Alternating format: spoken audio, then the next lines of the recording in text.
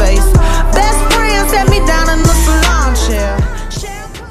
Okay, have you ever noticed how women are constantly watched, judged, and analyzed but are not actually heard?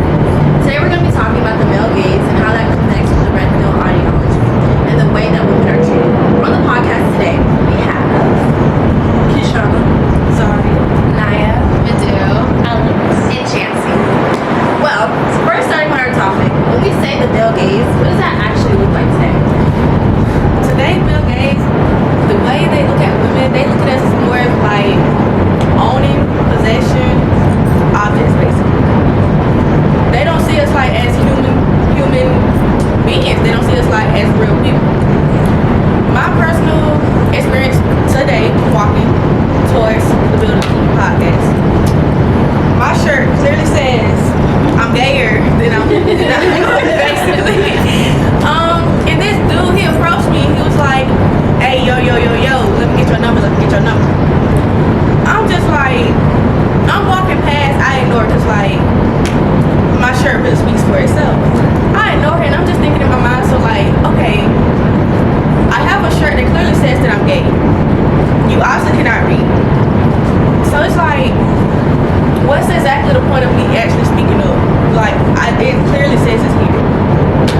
Yeah, there's like a lack of just like respect for women's boundaries. I feel like a lot of men, like especially with gay women, try to like continue to pursue. Like I feel like with men, them just being like, I guess conditioned to be super prideful, it kind of hurts their egos when it's a thing of like, okay, a woman is rejecting me, or they feel like almost entitled to women's bodies. Like the whole thing where like, you know, you can hear in songs where like dudes will talk about, oh, I can turn a bitch straight, I can turn a gay bitch straight, like some shit like that, and it's like, it's just like a lack of respect, and it really just boils down to what you said, like men viewing women as not people with like their own feelings or like romantic connections, but people that are like, that they're entitled to their bodies. It's just like, That's a good point, because I was talking about how even me the other day or before weekend, and I had a guy, he was hitting on me, but he wasn't talking to me. He was as my boyfriend, if I'm mistaken. I feel like sometimes you brought it up and I like connected it,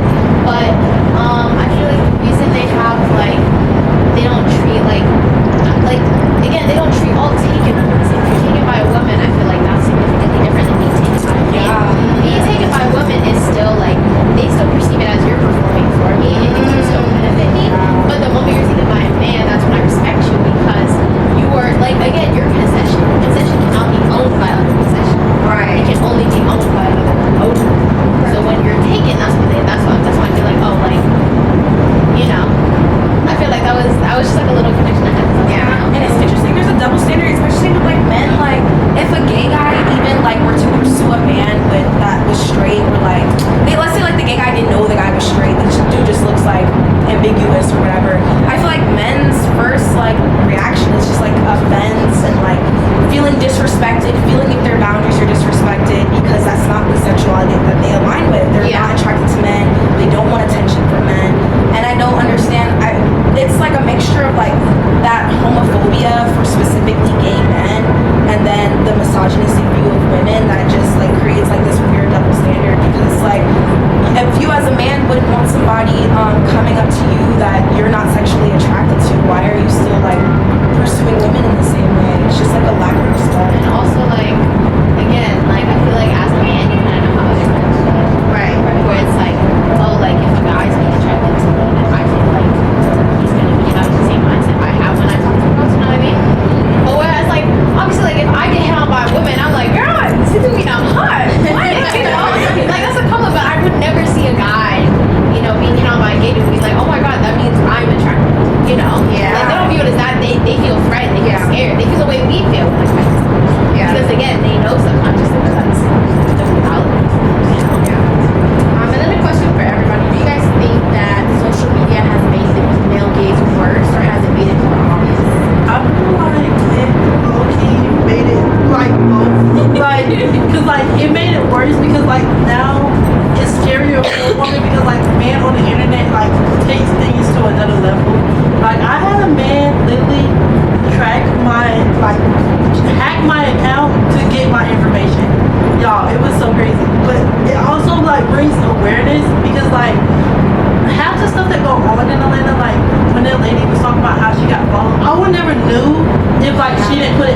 social media. All like she didn't tell us like they do a new trick where they tell you your gas tank is open, and when you get out to go like close it, they try to come at you. Really? And yeah, she was posting about it on TikTok, and I'm like, I would never do that because like, unfortunately, like that's not something they put on the news or like they make aware for like women's safety. Like it's not podcasts on like TV or like in the news. So I feel like social media also do bring out a lot of awareness, but it also make it worse because like now you have guys from all over like in your comments or videos. Like women make their account privately for their safety now. Yeah. Like it's kind of like having a public account brings more danger because like you never know how far somebody is willing to go. Yeah. I also think it's interesting, like, social media because, like, I could say, like, back in the day, like, I feel like with social media, everything is super, like, oversaturated. Like, for example, like, the overarching theme of, like, just, like, men being, like, leaning towards this red pill ideology, a lot of it, like, I feel like personally, just from, like, analyzing it, I feel like it stems from, like, you know, men not being able to grasp that like relationships with men aren't based off of sex, and I also feel like that's contributed to the fact that like there's so much unrestricted internet access. A lot of kids and a lot of just not only men but like women, if they want to admit it or not, have porn addictions actively. They consume a lot of porn that like it destroys your view of sex, how you're supposed to treat women, like the sex industry, sex workers.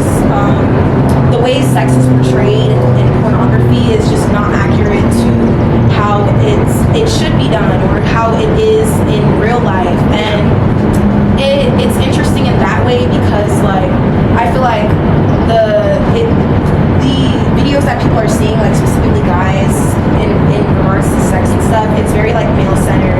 Like you see like a guy having sex with a girl and then he finishes and then okay, boom, video done. Or like it's catered to like, or like you see like whether it be like fetishes or it'd be like age player shit or like, you know, having women dress up as like younger or like shit like that. It's like very like male oriented. So like when stuff like that is prevalent within like internet culture, and then you also have on top of that like the oversaturation of like, you know, whatever memes or whatever content based off your algorithm. If you're already a man that's like controlled by lust and you're like watching a bunch of porn and then you're watching a bunch of media that's like contributing to like, you know, talking down on women, being misogynistic, being homophobic, and then you're interacting with your peers and your peers are also consuming the same content. I feel like that like heavily influences your brain chemistry and how you like interact with people on a day-to-day basis. Like you're harboring these like secret intentions and it's just weird. Like I can tell like when I talk to men specifically, like cause I have a lot of guy friends, I have a lot of girlfriends, and I used to be the kind of girl who I felt like I hated men, I didn't like men until I got to like understand and like I can really recognize now like talking to men like when I talk to a man like what their intentions are. Like I feel like you can damn near see it in their eyes, just how they talk or like how they interact with you. It's like they're walking on eggshells because they're guilty. But like you said, on the opposite side of things, you have like shows and movies today, like compared to like how the male gaze was, like let's say like in the 1920s and stuff like that. Like women weren't able to work, women weren't able to like do anything but be a mother. Women weren't able to be sexy. Women weren't able to like be independent. I feel like we've had made a shift in you know, there's obvious growth, but and even with like what you said, like some stuff you wouldn't know about unless people post about it or brought light to it. Like there is like a lot more, I feel like, people trying to bring awareness now or people being less scared of topics being taboo. Yeah. And I kinda fuck with that, like that aspect of things. And then since we got into it, why do you guys think the red pill like ideology and content is like so popular now? Like, and where do you think all of this is kind of rooted from? Is it from insecurity, experiences, or something else in that like way? Is it you know where is it rooting from in that? So going off with the male gaze and how there's, you know, there's how they view women. There's also how they view themselves. Yeah. Because like you know how men like they want us to look like supermodels, have big boobs, big butts. They want us to have no makeup, but to look like we're wearing makeup. You know what I mean? Yeah. They want us to look like that. But not only that, but they also believe that there's a reverse version of it, where women. I mean, I guess there in a sense there is, but it's not really. You know, it's just how they think that women view them. That they want them to have washboard abs, be not fat. They want them to have like the look smacker, Do you guys actually clavicular jawline. No, But, I don't feel like we don't believe Okay, these things. the thing is, okay, I would love to say that looks are not a factor when you're talking to anyone. Yeah. Obviously, I feel like I wouldn't say looks necessarily matter. It's more first impression. Yes. So I feel like that idea is a bit translated, where it's like, oh, like women only care if I'm like 6 foot and I'm jacked, you know. Yeah. But it's not that. I mean, like it's some everything. It's hygiene. It's the way you carry yourself. It's your style. It's your energy. It's the first words that come out of your mouth. That all ties into it. And obviously, if you're But do 6 you foot, feel you're like fit. do you feel like that's low key kind of Yes. But who's okay? what's the word? What's the word when you're contradicting because we're saying that this is how men do it. We would also as you just said. I think with like specifically talking about like red pill stuff, I think it's interesting because like there is like the factors of like, you know, just being online. Like there's insecurities with women and then there's insecurities with men too. Like I feel like both parties like kind of like internalize it, but I feel like specifically with like the red pills and look smacks and things going on right now, it's not even a thing of like for example, like when women I feel like feel insecure or like make alterations or changes to their appearance, it's because of the male gaze, right? It's because like, oh, okay, men like big butts, men like full lips, what we're thinking men like, right? Yeah. But I feel like on the opposite side of things, I feel like these standards, with specifically in the red pill look maxing community, it's not even really based off of like female gaze. I feel like the traits, like, because like you said, like it's natural for people to feel attraction, and attraction, like, you know, it's natural. Like I personally have a standard where I feel like I want to date someone who's eye candy. I want to have an attractive guy. But on the thing, like it's weird. Like these men, like they'll start talking about like a recessed maxillae and like their fucking cheekbones and some shit that is like it's so fucking irrelevant. It's like clavicular, bro. and then these guys are like going to the extreme, like doing meth, taking steroids, and it's like they're actually looking like insane and hideous. And it's like, okay, like it makes me wonder, like, okay, where are these standards? Like, why do you think like having such a sharp ass, big ass jawline is gonna make you have like any more facial harmony? Like if you're, But we say this is that women. Yeah. BBLs and I think mommy, whatever. I think that's the same thing. It's like it's damn near like, you know how like if you see a woman with like too big of a BBL and it's just like unnatural and uncanny looking, you're like, how can anybody be attracted to that? It's a level of body dysmorphia. That's what it is. Like these people are so far gone with like self-image to the point where they're not even like understanding like, okay, like this is too much, or like, okay, maybe this doesn't need to be enhanced. Like it's like it's weird and it's competitive and like it's also like contributed to like eating disorders and shit too. I actually work at a gas station, and there's this lady that come in. She's so kind and sweet, but she has a BBL, and unfortunately, like it was all dudes in there. It was me and her, the only girl. My coworker, like he literally said to me, "I would hit that," and like every man in the store agreed with him. And I'm generally like asking, I'm like, what about it makes y'all want to like go after somebody with a bigger butt? And they literally told me like it's because of like the sound that it makes, and then they find it more satisfying, something to hold. And I said, okay, but like, when you rather have somebody that goes to the gym, or they was like, nah, I'd rather put my woman, I'd rather pay for it.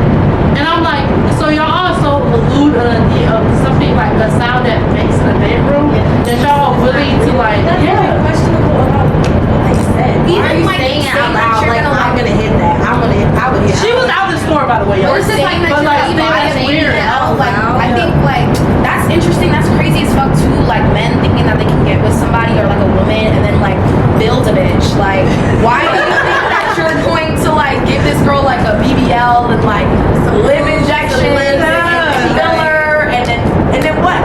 It be shit like that, and it's like, damn, like y'all are really making this girl hate. You don't love this. You don't love this girl, or not even love because you just met her, but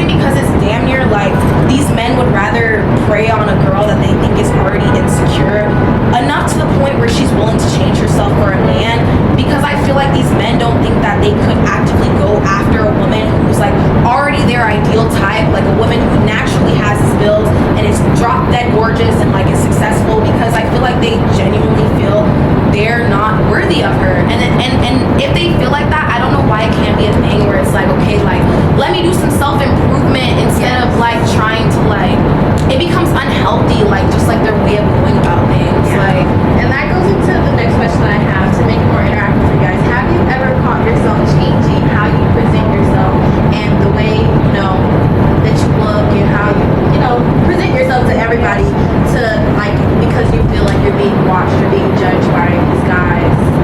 I feel like on that topic, like if I feel like I'm being watched and judged by guys, me personally, I dress more bummier. Like honestly, I make myself look less unattractive as possible because like I'm so like if you come up to me and try to hit on me, I'm gonna be like, my brain gonna say so much. You gonna be walking away, I'm like, oh thank you. Like I'm that type of person, so like I don't dress up. But like I can see on occasion, like even when I'm in sweatpants and a big shirt, hair not done, I still get a dude that come up to me like, you know, I can pay for your hair. I pay for nails. And they think like throwing money at it is like, oh, just because I got money, I want you. No, I pay my own money.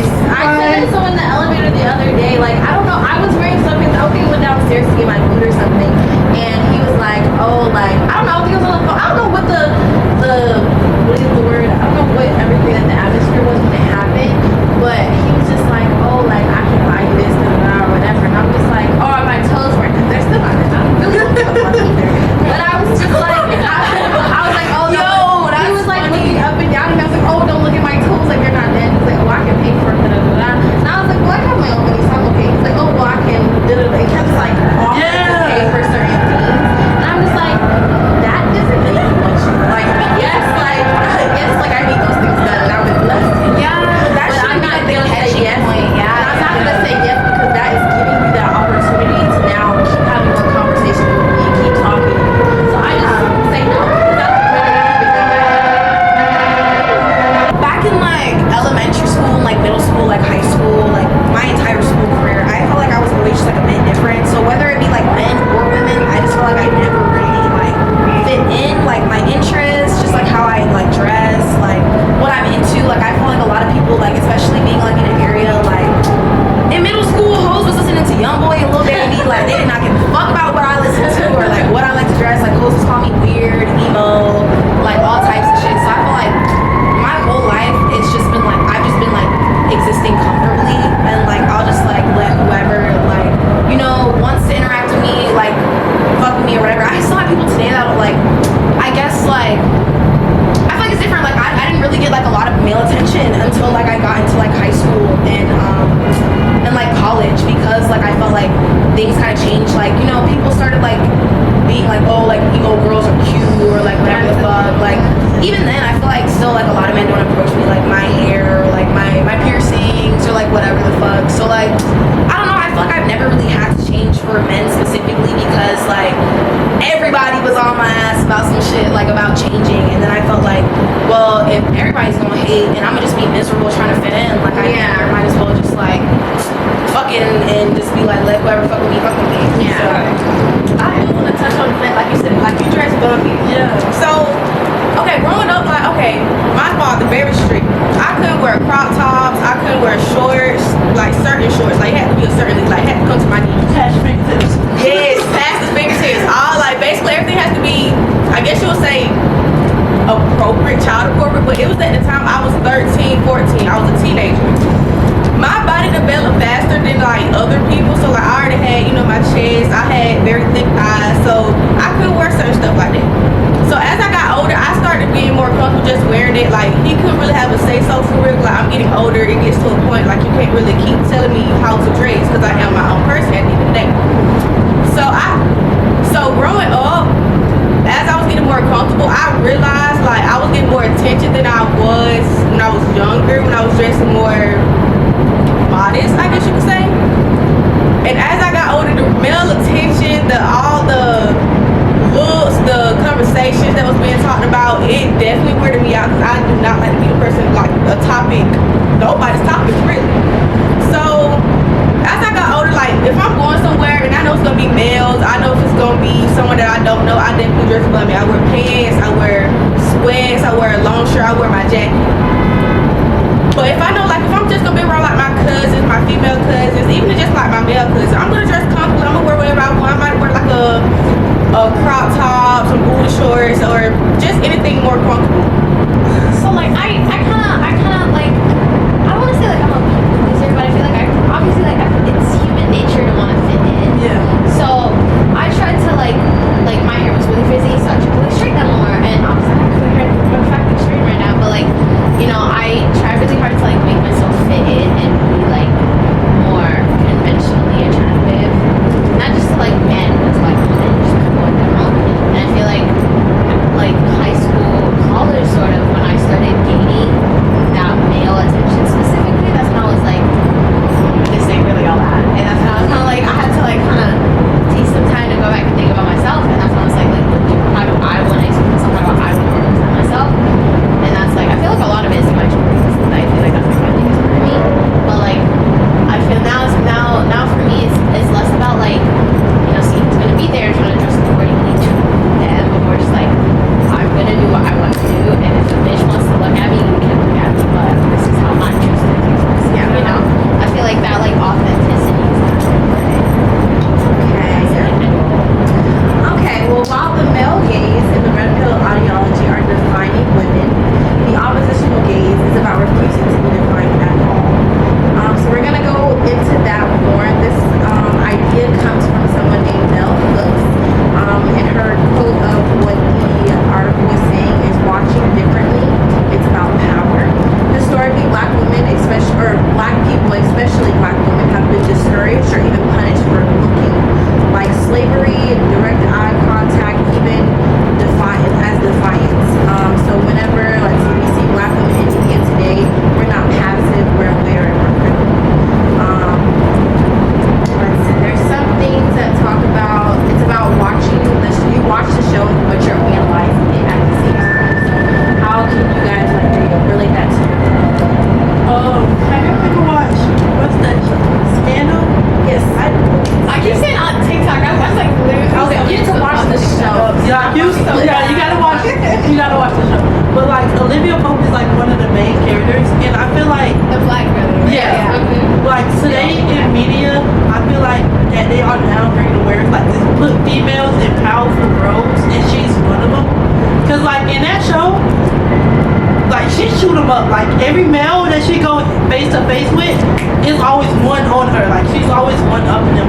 And I feel like that is good because like now they're putting out into social media and like putting on television. Like women are able to get these powerful roles and like not feel degraded. Because like I'm pretty sure back then like men only looked at women as like secretary when they did have jobs. Or like even when they was in the factory, it was like, oh, we only put y'all in the factory because men are at war and there's nobody else. Like they was always looking at them as like the last choice. So like now on media, like Olivia Pope, I'm trying to think of it's this show called Found on Netflix if y'all ever want to watch it. It's one more show. Empire. Yes. That's one. Cookie is definitely involved. Yes. Like putting women in those type of roles, like just showing that like they can have out is actually kind of good because like before we would always see, oh, the spy is a man or the CEO is a man, but like now living the roles also helps that like kind of uplift women where they don't have to like tolerate the disrespect that like come towards them. Or like somebody tell them, oh, you can't get this job because you're a woman. Like they can now like fight, have the courage to almost like fight back almost. You wanna go on what you said? Oh, sorry. I was just gonna relate it to just because I want to kind of keep it on the opposition Yeah. of that. But when you relate it to like Olivia Pope and her having that role, I know we talked about it in class before about like how when we walk into, especially as black women, but just women in general, about when we walk into a room, we're automatically being judged about something, right? And so when a black woman walks into a room, depending on how she's dressed or how her makeup looks,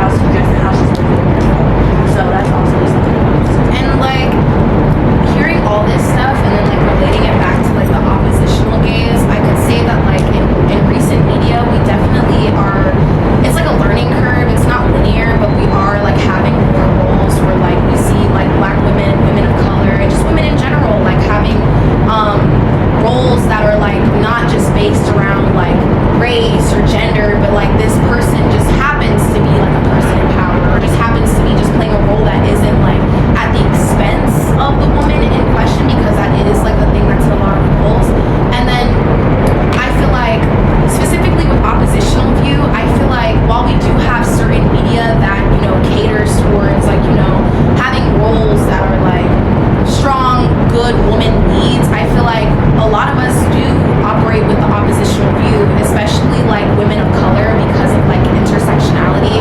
Like while women are getting lots of like, you know, representation, women can have jobs, stuff like that, it's a bit different to navigate when there's like nuance. Like I'm not just a woman, I'm also black, or like being in a black community and you're not just black, you're also a woman. It's like having those sorts of views where like you exist in a space but you don't fully exist in a space. So like there's a lot of times where like back in the day, like watching shows, just like there's this show I like called Skins. It was like based in like the UK or something, and for like a lot of the seasons, a lot of the characters, like I felt like I just couldn't relate to them, not only because they were British but because they were just like a cast full of just like white people. So it's like maybe I'm not arguing with my fucking mom, like cussing her out, yelling at her or some shit, or maybe I'm like not experiencing certain things, or maybe we're not eating hot dogs for dinner, maybe we're eating some soul food or some shit like that. You're watching it and you're like,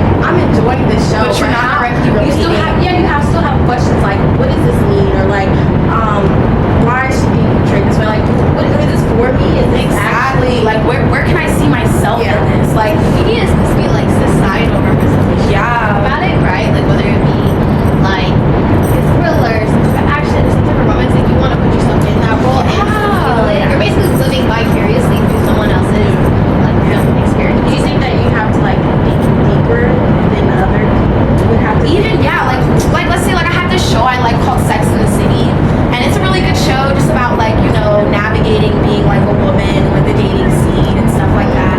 But it also makes you think like, damn, a lot of the shit that like just watching it, like she made a comment about like Carrie in the show made a comment about like ghetto gold or some shit like that, and I was like, it damn near it's like when stuff like that happens, you realize you're not included on the joke. Like you're not. It's easy to talk about it in like in my experience, like as a black woman, but I feel like specifically it hits harder, and I notice specifically for like brown women, South Asian women, just East Asian women, like Native American women. Like there's specific demographics of people that are way less talked about or covered than I could say like black women are. I feel like even as we've like come full circle, not even full circle, but like, you know, we've advanced as a society where we're like, you know, bringing up taboo topics, like we're bringing up like the history of America and like the people that have been like disenfranchised or people that have been like in marginalized groups. I feel like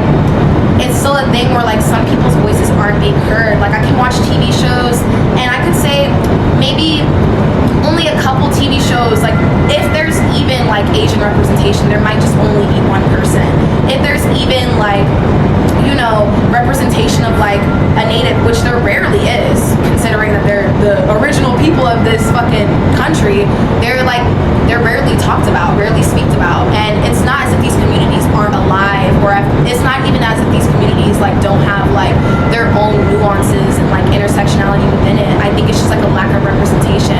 So I feel like there's definitely something to be said about like an oppositional view with other people of color, especially other women of color.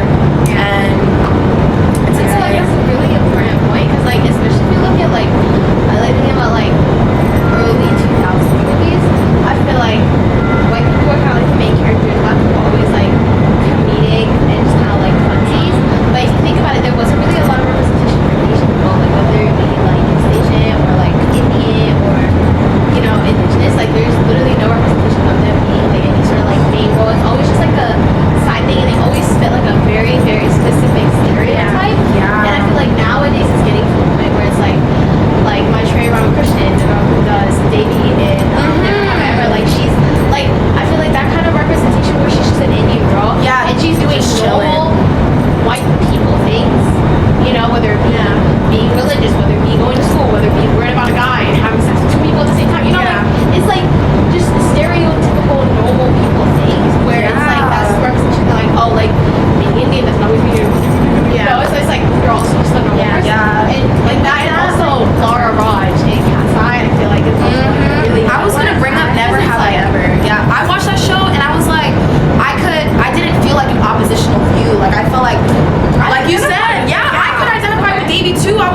like she's really just like a high school girl just going through it. It's on Netflix. Yeah, she was just literally like average high school girl, like literally. And there's She another wanted to be show. like popular. She got made a lot. She did dumb shit. She had the series college application. There's another series, Heartbreak High, that's on Netflix too, that has a lead girl that's like a brown girl. And I watched that too, and I was like, yeah, I really appreciate shows where it's like the trope isn't like at the expense, like the woman of color isn't suffering. And I She's not like identify because again that was like I feel like I don't say like representative of my high school experience, but it was like it's like parts of it where I would be like, oh my god, I have the same thing, and now there's someone who looks like me, who's also like a South Indian like me, who's being famous for portraying this role of basically The whatever. girl. You know, like it's like oh my god, like I can see that. I'm like living like my life, you know. yeah. And I feel like social media is now kind of like moving into where we can. We have all those different, different creators where you're able to relate with them. You're able to like kind of identify with other people more. I feel like social media is now higher than it used to be. And then movies and stuff like that, you're seeing more of who we look like now. But to close it up, because I know